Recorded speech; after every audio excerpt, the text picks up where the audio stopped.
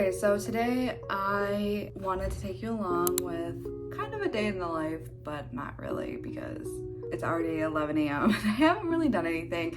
So it's just one of those weeks where I have low energy and I am not putting a lot on my to-do list. So I think my dog needs help getting a toy, but he'll figure it out. One thing I really hate doing is uploading listings. It's a very time consuming and redundant task because I have like 3 to 5 websites I share it on. So you're posting one product 5 times. That gets a little boring. Today I am gonna upload some of my backlog to my website. These are just designs that I've made. Most of them I made last year, and I'm gonna upload them today because if I can get this done, I will be okay with doing nothing the rest of the day.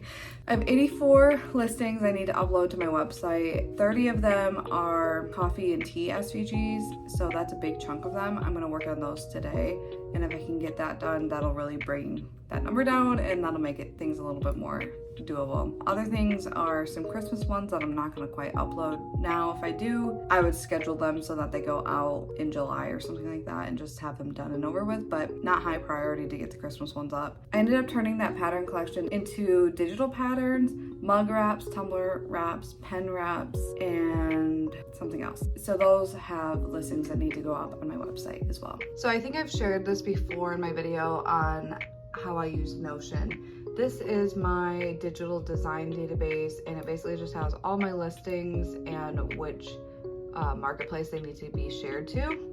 And you can see that some of them, like Etsy, there's a million of them. I just don't know what I want to upload to Etsy. So these, I might end up not uploading all of these to. That's a lot of money to be throwing away just listing. But the ones I'm going to work on today are the coffee ones. And like I mentioned in that video, I like to give emojis to common like groupings, I guess.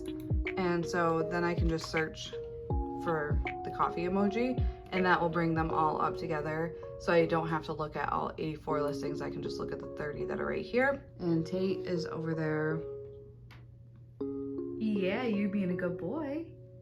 He's just chilling on his toys. He doesn't really like being on the cage. Okay, what we're gonna do first is we're just going to come in here and I'm just gonna copy one of these listings that I have already.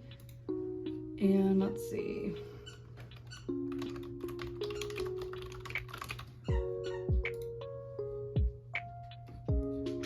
Okay, and then I come in here and I change this.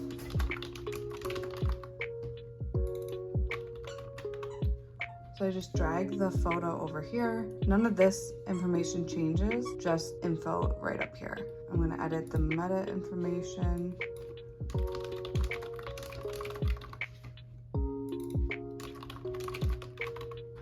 And then I'm gonna come up here.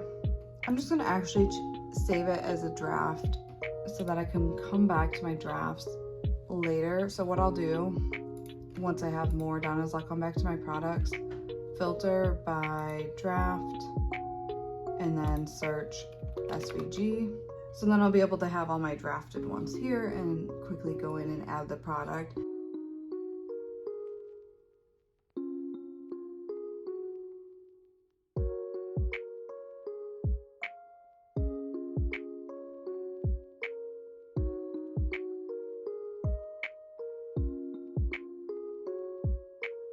So I've only done 10 and I already feel like giving up. This is kind of how this goes. With this stuff, it gets so boring and I get tired, but I'm gonna push through. Maybe. I'm so tired though. I just want to be designing and not having to do all the listings. Okay, so one thing that I could go over a little bit more are meta titles and descriptions. So you want the titles to be between 50 and 60 characters. Even though Shopify says 70, you actually want to keep it under 60. And then same thing for the meta description, this is way off. You want to keep this between 150 and 160 characters. So pretty easy numbers to remember, but 320 is way too high. I don't know why Shopify recommends that. 170 is the most I've ever seen, but 160 is kind of that sweet spot. If you go over, it's not the end of the world. I don't do these the best I should. I know a lot about SEO, and I know that, in my opinion, I guess something's better than nothing. I basically am just changing out the description right here.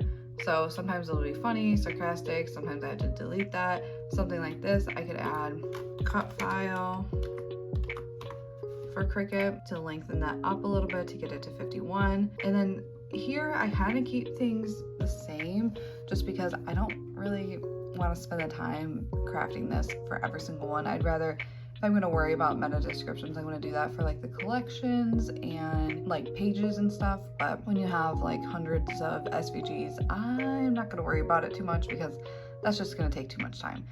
So I like to kind of just quickly say a little bit about the SVG, what you can make with it. That changes sometimes depending on the product. And then some quick facts. It's a craft ready SVG, instant download, commercial use available.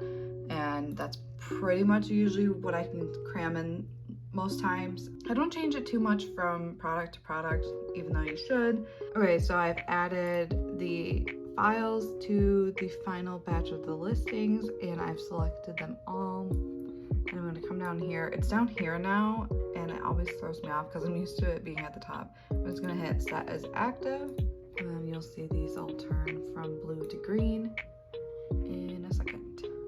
Okay, now you can see those are all green, well, the ones that I selected at least. And if you go to my online store, you can now see my website. You come down, there are some categories, and then these are all my products, and those are the new ones. So if we go to view all, we can see all the ones I added today.